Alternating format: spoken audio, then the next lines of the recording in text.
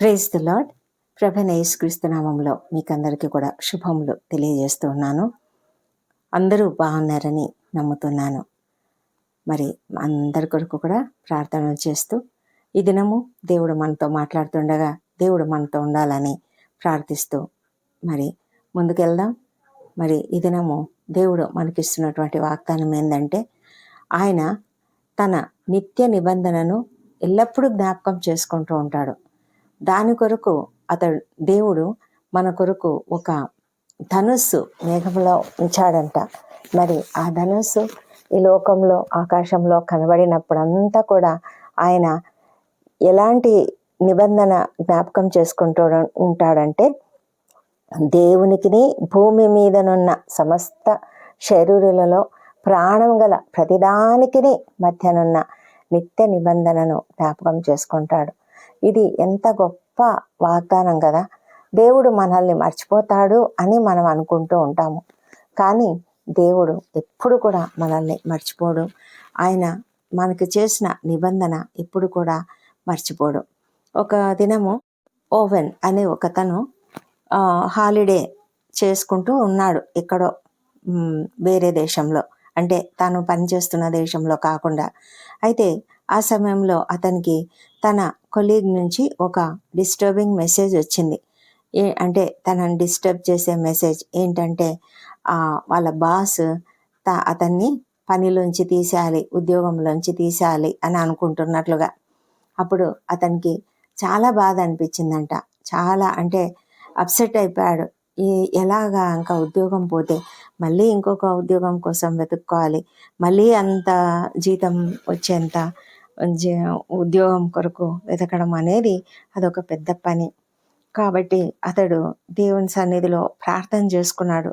ప్రార్థన చేసుకుంటూ ఉంటే అతనికి అనిపిస్తూ ఉంది, ఏమనంటే, దేవా నువ్వెక్కడున్నావు? నా పరిస్థితి ఏంటి? నాకు ఉద్యోగం పోతే నేనేమైపోవాలి?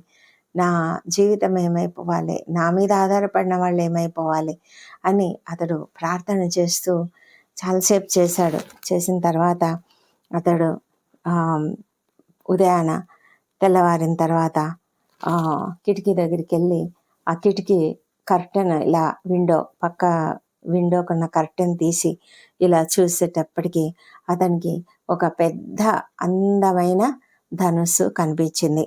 వర్ష ధనుస్సు, ఒక పెద్దది, చాలా బ్యూటిఫుల్గా ఉండేటువంటి ఆ రెయిన్బో ఎలా ఉందంటే, ఈ కొన నుంచి ఆ కొన వరకు అలా చాలా అందంగా కనిపించింది అతనికి వెంటనే ఏమనిపించిందంటే, నాకు దేవుడు జవాబిచ్చాడు అనుకున్నాడు. అంటే అతనికి అర్థమైంది ఏంటంటే, దేవుడు నన్ను జ్ఞాపకం చేసుకుంటూ ఉన్నాడు. దేవుడు నాతో చేసిన నిబంధన ఎప్పటికైనా కూడా దేవుడు మనకు తోడై ఉంటాడు కదా. ఆయన మనల్ని ఎప్పుడు కూడా దుఃఖ పెట్టాడు, మనల్ని ఎప్పుడు కూడా బాధ పెట్టాడు. మనకి ఏదైనా జరిగింది అంటే దాని వెనక ఆయనకి ఇంకొక గొప్ప ప్రణాళిక ఉంటుంది. కాబట్టి ఆ ప్రణాళికను దేవుడు జ్ఞాపకం చేసుకుంటున్నాడు. ఆ నిబంధనను జ్ఞాపకం చేసుకుంటూ, ఇదిగో నాకు ఈ వర్షధనుస్సు కనిపించింది అని అతడు చాలా రిలీఫ్గా ఫీల్ అయ్యాడట. ఎందుకంటే అతనికి ఆదరణ కలిగింది. అది చూడగానే అతనికి దేవుని వాక్యం జ్ఞాపకం వచ్చింది, దేవుడిచ్చిన వాగ్దానం జ్ఞాపకం వచ్చింది. ఆదికాండము 9వ అధ్యాయం 16వ వచనంలో, ఆ ధనుస్సు మేఘంలో నుండును, నేను దాన్ని చూచి దేవునికి నీ భూమి మీదనున్న సమస్త శరీరులలో ప్రాణం గల ప్రతి దానికి మధ్యనున్న నిత్య నిబంధనను జ్ఞాపకం చేసుకుందును అని ఆ మాటలు జ్ఞాపకం చేసుకున్నప్పుడు నాకు పర్లేదు, నాకు ఇంకేమైనా పర్వాలేదు, దేవుడు నాతో ఉన్నాడు, దేవుడు నన్ను జ్ఞాపకం చేసుకున్నాడని ఒక ధైర్యం అతడు తెచ్చుకున్నాడంట. మరి మన జీవితాలలో కూడా దేవుడు అనేక సార్లు ఇలాగే కొన్ని పరిస్థితుల ద్వారా మాట్లాడుతూ ఉంటాడు. దేవుడు ఎక్కడ మాట్లాడతాడు అని చాలామంది అనుకుంటూ ఉంటారు కదా. దేవుడు ఎన్నో రకాలుగా మాట్లాడతాడు. వాక్యం ద్వారా మాట్లాడతాడు, పాట ద్వారా మాట్లాడతాడు, ఎవరైనా ఒక దైవ సేవకుల ద్వారా మాట్లాడతాడు, మన ఫ్రెండ్స్ ద్వారా మాట్లాడతాడు. ఏదో ఒక రకంగా దేవుడు మనతో మాట్లాడుతూ ఉంటాడు. ఇదిగో ఇలాంటి పరిస్థితులు, లేకపోతే ఇదిగో ఒక సూచన కనిపించడం ద్వారా దేవుడు మనతో మాట్లాడి మనల్ని ఆదరించే దేవుడు. ఆయన తన వాక్యం ద్వారా మనకు ధైర్యాన్ని ఇచ్చే దేవుడు. ఆయన వాగ్దానము ఎల్లప్పుడూ కూడా అవును ఆమెన్ అన్నట్లుగా ప్రతి వాగ్దానం ఉంది కదా, మనకు దేవుడిచ్చిన ప్రతి వాగ్దానం కూడా మన పట్ల అవును ఆమెన్ అన్నట్లుగానే ఉన్నాయి. దేవుడిచ్చిన ఈ యొక్క వాగ్దానము అది షరతులు లేనిది, షరతులు లేని వాగ్దానము. ఇది శాశ్వతమైనటువంటి వాగ్దానము.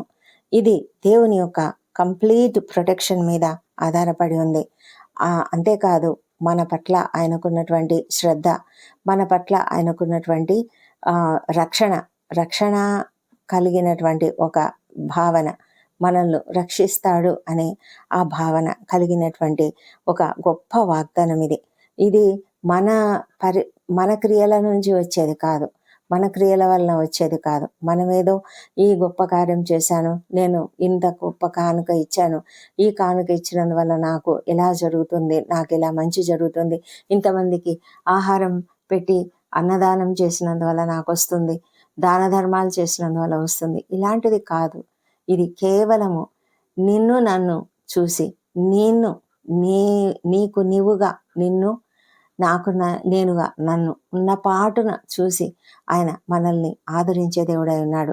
మనలోని ప్రత్యేకమైనటువంటి దేనిని కూడా ఆయన చూడడు, కానీ ఆయన మనల్ని మానవులుగా, మనల్ని తను సృజించినటువంటి ఒక చేతి పనిగా ఆయన ఆలోచిస్తున్నాడు.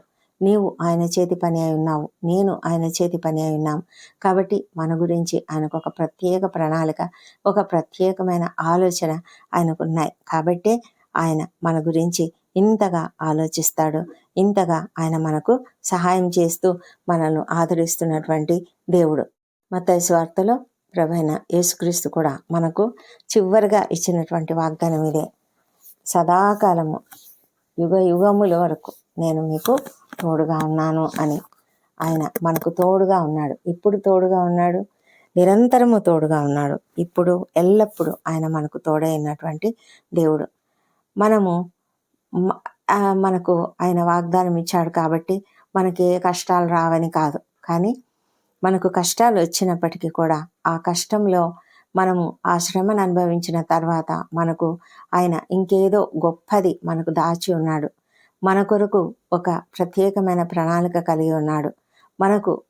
మన కొరకు ఇంకా గొప్ప సంగతిని, గొప్ప అధికారాన్ని, లేదా ఒక గొప్ప బహుమానాన్ని ఆయన మన కొరకు దాచి ఉంచినటువంటి వాడు.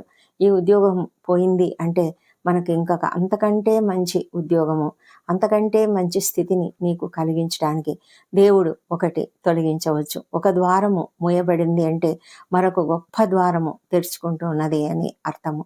కాబట్టి మనం ఎప్పుడు కూడా ఒక పరిస్థితిని బట్టి కృంగిపోకూడదు. మనం దేని గురించి కూడా భయపడవలసిన అవసరం లేదు. దేవుడు మనకు తోడుగా ఉన్నాడు. ఆయన మన పట్ల ఒక ప్రణాళిక కలిగి ఉన్నాడు. ఆయనకు సమస్తము తెలుసు. ఆయన నీ గురించి, మనందరి గురించి, నా గురించి, మనందరి గురించి, ఒక్కొక్కరి గురించి వ్యక్తిగతంగా ఒక గొప్ప శ్రద్ధను కలిగి ఉన్నాడు.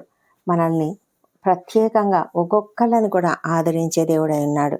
మనము ఒకవేళ ఈ రెయిన్బో లాంటిదే కాకపోవచ్చు, కానీ ఇంకేదైనా సరే ఏదో ఒక రకంగా మనకు ఒక నిశ్చయితనిస్తాడు, మనల్ని నడిపిస్తాడు, ముందుకు నడిపిస్తాడు. మనము ఏది జరిగినా కూడా దాని గురించి భయపడకుండా ముందుకు సాగాలి. మన జీవితంలో ఎప్పుడు కూడా కృంగిపోకూడదు. ఎందుకంటే ఆయన మనతో ఉన్నాడు, మనల్ని సరిగ్గా నడిపిస్తాడు అని మనం అర్థం చేసుకోవాలి. ఆయన నుంచి మనము బలమును పొందుకోవాలి, ఆదరణ పొందుకోవాలి. అందులో ఆయనతో సన్నిహిత సహవాసం కలిగి, నిత్యము ఆయనతో సంబంధం కలిగి ఒక గొప్ప ఆయన సన్నిధిని మనము అనుభవించే వారంగా ఉన్నట్లయితే ఎప్పుడు కూడా భయపడము. మరి ఆ విధంగా ముందుకు సాగడానికి దేవుడు మనకు కృప చూపించునుగాక. దేవుడి కృపావార్తను దీవించునుగాక. ప్రార్థించుకుందాం. పరిశుద్ధుడైన దేవ, సర్వశక్తిమంతుడా, ఈ దినము తండ్రి మమ్మలను సజీవుల లెక్కలో ఉంచిన దేవా నీకు వందనములు. మా తండ్రి మమ్మల్ని అందరినీ కూడా ఆరోగ్యముగా, క్షేమంగా ఇదిగో ఈ ఉదయకాలంన నీ సన్నిధిలో నీ వాక్యము ధ్యానించుకోవడానికి మీరు ఇచ్చిన కృపను బట్టి నీకు వందనం చెల్లించుకుంటున్నాం ప్రభా. మా జీవితాలలో మీరు చేస్తున్న ప్రతి మేలును కూడా జ్ఞాపకం చేసుకుంటున్నాము. నా తండ్రి, మరి ఈ దినము మా ఉద్యోగ జీవితాలలో, మా దైనందిన పనులలో, మా యొక్క ప్రతి విషయంలో కూడా తోడుగా ఉండి మమ్మల్ని క్షేమంగా సక్సెస్ఫుల్గా నడిపించమని ప్రార్థిస్తున్నాము. మా ప్రభా, ముఖ్యంగా విద్యార్థులను దీవించండి. వారందరూ కూడా పరీక్షలకు సిద్ధపడ్డారు. ఎంతోమంది పరీక్షలు రాస్తున్నారు. వారందరినీ నైనా మీరు జ్ఞానంతో నింపమని ప్రార్థిస్తున్నాం ప్రభా. ప్రతి ఒక్కరు కూడా ఉన్నతమైన ఉత్తీర్ణత పొందుకున్నట్లుగా నీ యొక్క కృపను దయచేయమని ప్రార్థిస్తున్నాం ప్రభా. దేవాది దేవ, నీకే వందనములు, స్తోత్రములు నాయన. మా తండ్రి దేవ, ఈ దినము ఎంతమంది అయితే ఇలాంటి ఒక అనిశ్చిత పరిస్థితులలో ఉన్నారో, ఉద్యోగాలు పోయి ఇంకా వేరే ఉద్యోగం లేక, ఇంకా దొరకలేక, మా తండ్రి ఎన్నో సమస్యలతో, ఆర్థిక ఇబ్బందులతో దుఃఖపడుతూ కృంగిపోతూ ఉన్నారో తండ్రి, బిజినెస్లో లాస్ వచ్చిందని మరి ఆ బిజినెస్ వదిలేసి ఇంకొక బిజినెస్ వెతుక్కుంటూ ఎంతమంది ఉన్నారో మా తండ్రి, ఎంతోమంది తండ్రి అనేక విషయాల గురించి దుఃఖపడుతూ బాధపడుతూ ఉన్నారో, తమ ముందున్నటువంటి ఆ గోల్ ఏదైతే రీచ్ కావాలనుకున్నారో అది రీచ్ కాలేని స్థితిలో ఉన్నారు. అలాంటి వారందరి కొరకు కూడా ప్రార్థన చేస్తున్నాం ప్రభా. మీరు ఇచ్చిన వాగ్దానము ప్రతి ఒక్కరికి కూడా వర్తించినట్లుగా మా ప్రభా, ఆయన తాను చేసిన నిత్య నిబంధనను ఎల్లప్పుడూ కూడా జ్ఞాపకం చేసుకుంటానన్న ఆ యొక్క వాగ్దానమును ప్రతి ఒక్కరు కూడా జ్ఞాపకం చేసుకొని ఆదరణ పొందుకుంటకు సహాయం చేయండి ప్రభా. భయపడకుండా తండ్రి, ముందు జీవితంలోనైనా ఎలాంటి అసౌకర్యం వారికి కలగదు, ఎలాంటి దుఃఖము వారికి ఉండదు. కొద్ది కాలము శ్రమ, అది అశాశ్వత కాలము ఉండదు నాయన, అది అశాశ్వతమైన శ్రమలు.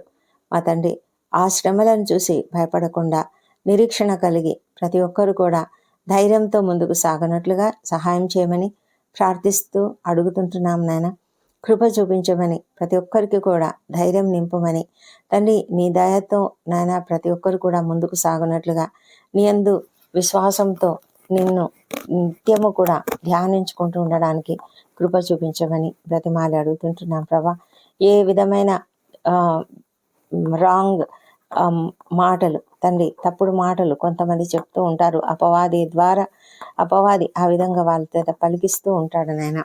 మా ప్రభా, నెగటివ్ మాటలు వినకుండా తండ్రి ప్రతి ఒక్కరిని మీరు మీ సన్నిధిలో కంట్రోల్లో ఉంచుకోమని ప్రార్థిస్తున్నాం ప్రభా. ఎవరు కూడా కృంగుదలకు పోకుండా మరి ముఖ్యంగా భయంకరమైన డిప్రెషన్లోనికి జారిపోకుండా మీరు కాపాడమని ప్రార్థిస్తున్నాం మా తండ్రి దేవా. మరి ఈ దినమంతా కూడా మాకు తోడుగా ఉండండి. ముఖ్యంగా తండ్రి, కష్టంలో ఉన్న ప్రతి ఒక్కరిని కూడా ఆదుకోమని ప్రార్థిస్తున్నాము మా తండ్రి దేవా. మరి ఆర్థిక ఇబ్బందులన్నింటినీ కూడా తొలగించండి, అప్పుల సమస్యను తీర్చివేయమని ప్రార్థిస్తున్నాము. ఆ పరిస్థితులన్నింటిలో నుంచి యేసునామములో విడుదల వారికి కలుగును గాక. మా ప్రభానైనా వివాహ ప్రయత్నం సఫలం చేయండి.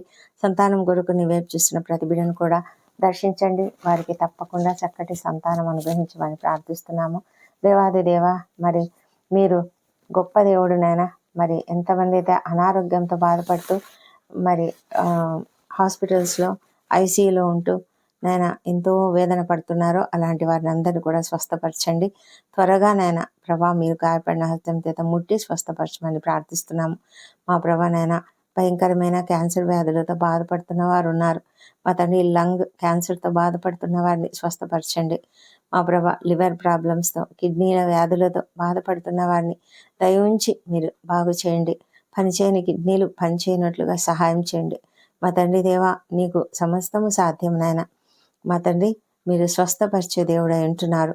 ఎంతోమంది నాయన మైగ్రేన్ తలనొప్పులతో, స్పాండిలైటిస్తో, లంబార్ స్పాండిలైటిస్, ఇంకా నాయన రకరకాల నరాల సంబంధిత వ్యాధులతో బాధపడుతున్నారు మా ప్రభా. నాయన గ్యాస్ట్రైటిస్తో బాధపడేవారు అనేక మంది, బ్రెయిన్ సమస్యలతో ఉన్నటువంటి వారు, మానసిక రుగ్మతలు కలిగి ఉన్నటువంటి వారు, అయినా అనేక మంది భయంకరమైన వ్యసనాలకు గురైనటువంటి వారు, ప్రతి పరిస్థితి నుంచి కూడా యేసు నామములో విడుదల కలుగునుగాక. దేవా, నీకు వందనములు. దేవా, రక్షణ లేని ప్రతి ఒక్కరిని రక్షించు తండ్రి. నీ బిడ్డలుగా వారు వెలుగొందినట్లుగా సహాయం చేయండి. వారి యొక్క హృదయాలను తెరవండి తండ్రి. వారి మానసిక మనసులో ఉన్నటువంటి ఆ బంధకాల నుంచి యేసు నామములో విడుదల దయచేసి మా తండ్రి నాయన మనోనేత్రంలో వెలిగించమని ప్రార్థిస్తున్నాం ప్రభా. మీ సిలువ విలువను వారు తెలుసుకునేలాగున సహాయం చేయమని వేడుకుంటున్నాము మా తండ్రి దేవా. ఎంతోమంది మరి వ్యసనాలకు గురైనటువంటి వాళ్ళని కూడా మీరు దర్శించండి, వారిని బాగు చేయమని ప్రార్థిస్తున్నాం. ప్రభా నాయన, మీకు అసాధ్యమైనది ఏదీ లేదు తండ్రి. దయగల మా ప్రభా, కుటుంబాలలో ఐక్యతను అనుగ్రహించండి మా ప్రభా. మరి ప్రతి కుటుంబంలో కూడా శాంతి సమాధానమును కుమ్మరించమని వేడుకొంచున్నాము. వృద్ధులను, చిన్నారులను దీవించండి. ఒంటరి తల్లులను, ఒంటరి మహిళలను మీ కాపుదల్లో భద్రంగా కాపాడం తండ్రి. ఎవరికైతే అవసరత ఉన్నదో వారిని అందరినీ మీరు దీవించండి. ముఖ్యంగా మరి అన్యాయానికి గురైనటువంటి ప్రతి ఒక్కరి పక్షంగా మీరు వ్యాజ్యమాడి న్యాయం జరిగించమని ప్రార్థిస్తున్నాము. ఎంతోమంది దుఃఖంలో ఉన్నారు నాయన, వారిని అందరినీ మరి మీరు లేవనెత్తమని ప్రార్థిస్తున్నాము. మా ప్రభా నాయన, మరి గర్భిణీ స్త్రీలను ఆశీర్వదించండి, వారికి సుఖమైన ప్రసవం అనుగ్రహించండి నాయన. మా ప్రభా నాయన, మరి సేవకులను దీవించి నాయన, వారందరూ చేస్తున్న సేవను మీరు ఆశీర్వదించమని ప్రార్థిస్తున్నాం. వారి కుటుంబాలను మీరు ఆదరించమని వేడుకుంటున్నాం ప్రభా. మా తండ్రి, మరి మందిరాలు నిర్మించుకుంటున్నటువంటి చర్చెస్ అన్నీ కూడా నేను చక్కగా నిర్మించబడినట్లుగా తండ్రి మీరే నాయన ప్రతి విషయంలో కూడా తోడుగా ఉండి నడిపించమని వేడుకుంటున్నాము. ఆర్థిక వనరులు ధారాళంగా కుమ్మరించమని వేడుకొంచున్నాము. మా ప్రభానైనా మరి ప్రపంచమంతటా శాంతి సమాధానం అనుగ్రహించండి నాయన. మరి ఇశ్రాయేల్ దేశంను దీవించండి, యెరూషలేమును దీవించండి. వారి నగరులలో క్షేమము, వారి ప్రాకారములలో నెమ్మదిని దయచేయమని ప్రార్థిస్తున్నాము. మా ప్రభానైనా ఇంకా ఎవరెవరికి ఎలాంటి అవసరతలు ఉన్నాయో అవసరతలన్నీ కూడా తీర్చమని ప్రభా, ఈ దినం ఇంటర్వ్యూలకు హాజరవుతున్న వారికి తప్పకుండా విజయం అనుగ్రహించండి. నిరుద్యోగ సమస్య తీర్చివేయమని ప్రార్థిస్తున్నాం తండ్రి. మా తండ్రి, మా దేశంను దీవించండి. మా దేశంపై నీ పరిశుద్ధాత్మను కుమ్మరించు నాయన. అందరూ కూడా నీతిగా నిజాయితీగా పనిచేయనట్లుగా సహాయం చేయండి. దాడులను అరికట్టండి ప్రభా. మరి క్రైస్తవులపై అనేక హింసలు, దాడులు జరుగుతున్నాయి ప్రభా. మీరే కనికరించమని ప్రార్థిస్తున్నాము. మా తండ్రి దేవ, నీకు వందనం చెల్లించుకుంటున్నాము. ఈ దినము ఎవరెవరు ఈ ప్రార్థనలో ఏకీభవిస్తున్నారో ప్రతి ఒక్కరిని దీవించి వారికి ఉన్న ప్రతి అవసరతను కూడా తీర్చండి, కొరతలన్నీ తీర్చండి తండ్రి. దీవెనలు కుమ్మరించమని ప్రార్థిస్తున్నాం. మా తండ్రి, ఈ దినం బర్త్డేలు, వివాహదనం జరుపుకుంటున్న బిడ్డలను దీవించండి. గడిచిన సంవత్సరం అంతా మీరు వారికి చేసిన ప్రతి మేలును బట్టి నీకు వందనములు. రాబోయే సంవత్సరంలో ఇంకనూ అధికమైన మేలులను వారికి అనుగ్రహించమని ప్రార్థిస్తున్నాము. మా ప్రభా తండ్రి, వారిపైన నీ ముఖ కాంతిని ప్రకాశింపజేసి వారికి సంతోషము, సమాధానం అనుగ్రహించమని వేడుకుంటున్నాము. మా ప్రభా, మా ప్రార్థనలన్నీ మీరు అంగీకరించినందుకు వందనములు. ఈ ప్రార్థనలన్నీ మా ప్రభువును, మా ప్రియ రక్షకుడునైన యేసుక్రీస్తు నామంలో అడిగి పొంది ఉన్నామని నమ్ముతూ నీకు స్తోత్రం చెల్లిస్తున్నాం తండ్రి. Amen, amen.